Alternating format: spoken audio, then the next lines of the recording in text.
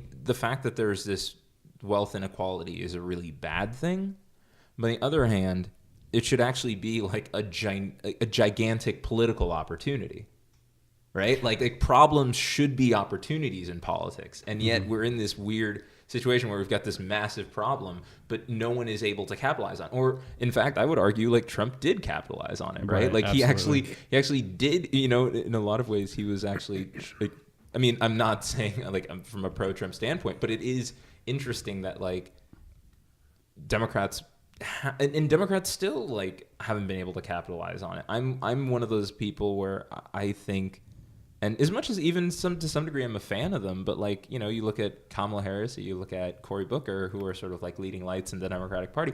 They're very like tied to big companies, right? Yeah. They're very like they're tied to Facebook. They're very in Silicon Valley, and my point is, it's like I don't think that Silicon Valley Democrats necessarily are going to chart the way forward either. So that's why I'm so disillusioned, you know, that like just the realization some years ago, I'm like, oh, I thought Democrat Republican was good guy, bad guy. I mean, like a child would, you know, but then when you grow up a little and you realize that neither of them are on your side, you get really disenfranchised with the whole thing, you know?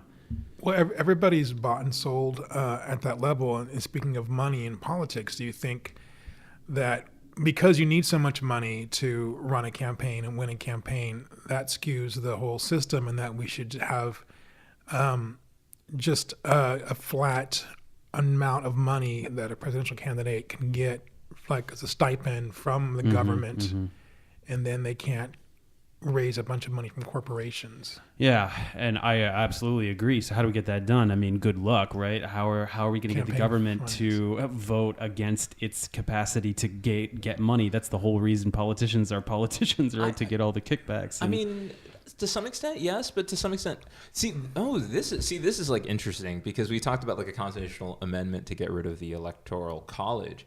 You could have a constitutional amendment to change how elections work. Because one of the issues right now is if you ever try to regulate, like there was like McCain-Feingold, right? Like those are two individuals who both actually believed in campaign finance, and both, I mean, especially McCain had a long tenure in the Senate, and then Feingold sort of did, and then he lost his election. But he's still like around politics. I actually think a lot of politicians probably hate having to do all of the campaigning. I remember reading an article even like 10 years ago, and it was all about a politician who basically, he was saying, I spend 50% of my time fundraising. So that means like even if I'm on the Hill, like I spend like out of an 8-hour day, I spend 4 of my hours just on the phone fundraising. Like I can't imagine that some of them may feast on a system like that, but I imagine a lot of them don't. In other words, like just as there's like wealth inequality, or there's sort of this unequal distribution of power like across America, there's also an unequal distribution across Congress. Like, right. So, but aren't we seeing a paradigm shift with the rise of somebody like Bernie, and seeing that it can be done if you really do speak to people's ideals and what they want and the change they want to see? Because what Bernie was able to do with so little money should foreshadow what other candidates can also do if they are,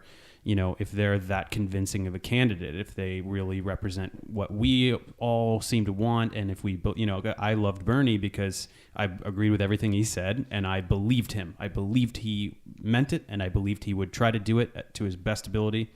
And it was devastating in, you know, the primary, Democratic primary. And can't other candidates do that? Isn't that possible? Isn't it possible that a future candidate that we all believe in will not need so much money, right? We'll just be able to get there. You know, we've got Twitter, we've got other ways for publicity to happen, right? I think that does help a lot, having the social media now, as far as people getting a bunch of small donors activated, which I think Bernie was able to do. So that might be some reason to be a little optimistic about fringe candidates having their voice heard.